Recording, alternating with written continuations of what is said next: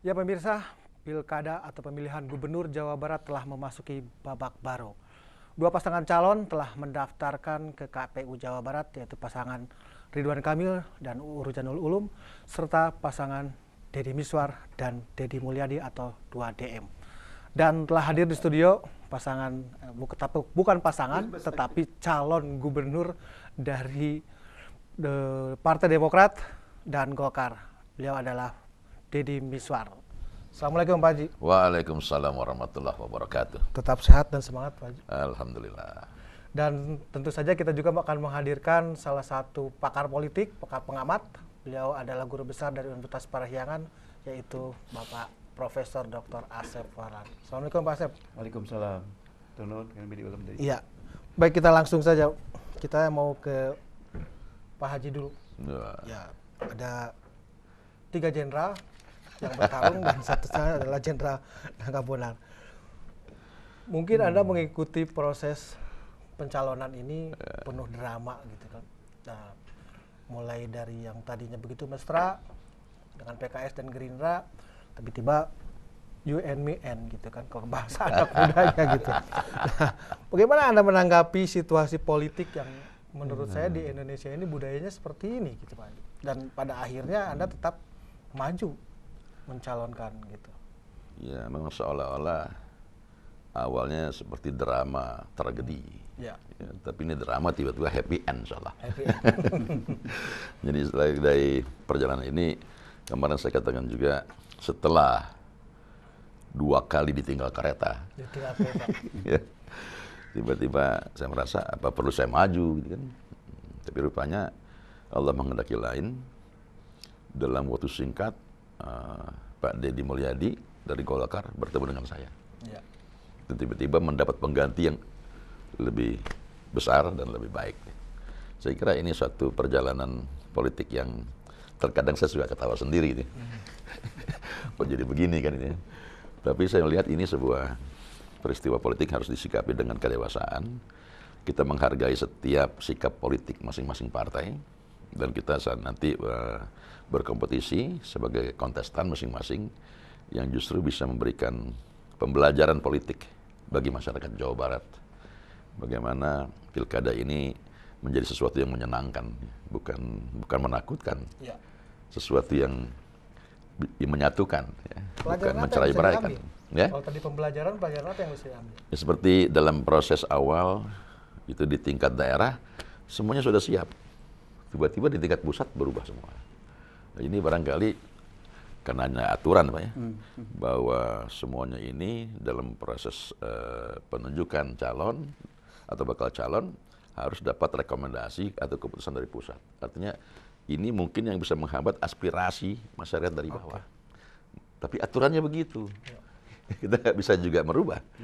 Jadi apapun yang merupakan aspirasi dari masyarakat, dari bawah, dari kader partai yang tahu tentang daerahnya, tiba-tiba bisa mentah di atas. Ini yang membuat masyarakat jadi bingung kadang-kadang. Oke. Nah, kalau Pak Asep menanggapinya seperti apa Pak? Artinya kan semuanya kembali suara daerah, suara rakyat Jawa Barat itu menjadi tidak didengar. Bagaimana pusat saja? Kayak ini Pak Haji di dalam ilmu politik dikenal istilah the first stage distortion of opinion.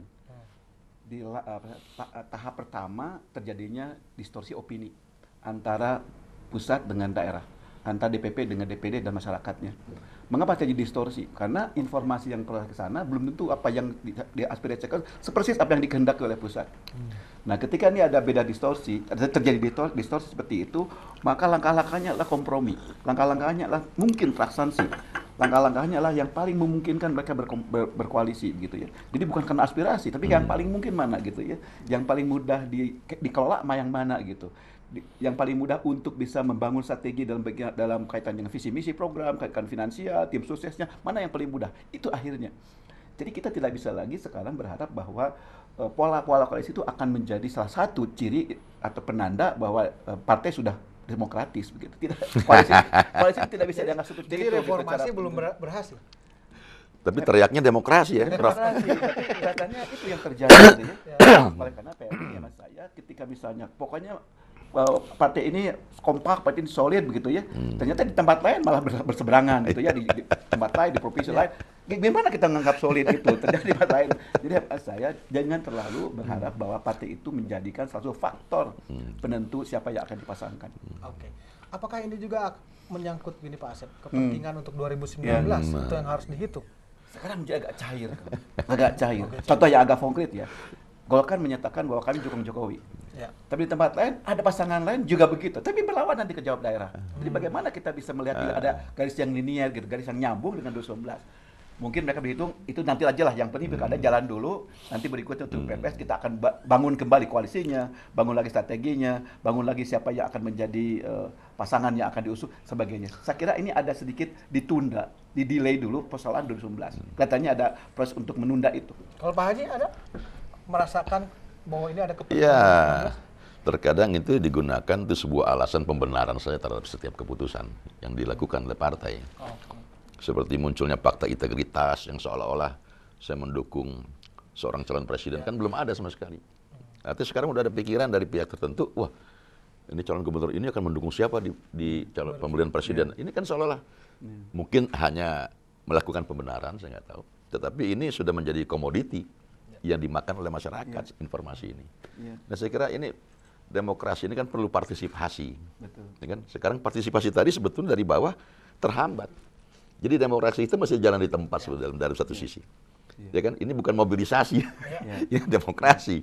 Tiba-tiba aspirasi dari bawah tidak memenuhi saluran yang memadai. Nah ini yang terjadi hambatan-hambatan dari demokrasi itu sendiri. Saya boleh menambahkan Pak Haji, ini penting dari Demokrat. Pak SBY beberapa waktu lalu penyataan di Bogor kalau saya baca ya, ada 4 hal yang dikhawatirkan oleh beliau. Hati-hati dengan Pak. Pertama, penggunaan kekuasaan dengan berbagai alat-alat, berbagai alat penyelenggara penyelenggara pemerintahan. Hati-hati dengan itu.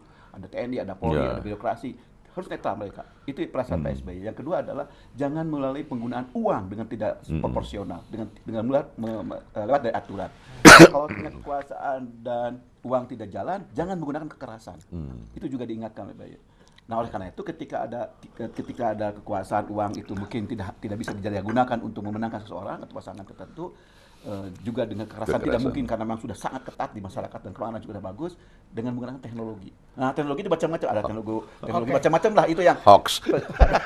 itu penting betul. Jadi demokrasi menjadi ukuran itu tidak ada demokratis lah kira-kira gitu lah. Baik, kita harus jeda dulu. Masih kita kejar nanti tentang teknologinya seperti apa, di segmen apakah memang masih itu ranahnya, tapi kita segmen berikutnya. Ya pemirsa, jangan kemana-mana, tetaplah di Special Report Mencari Jawara Pasundan.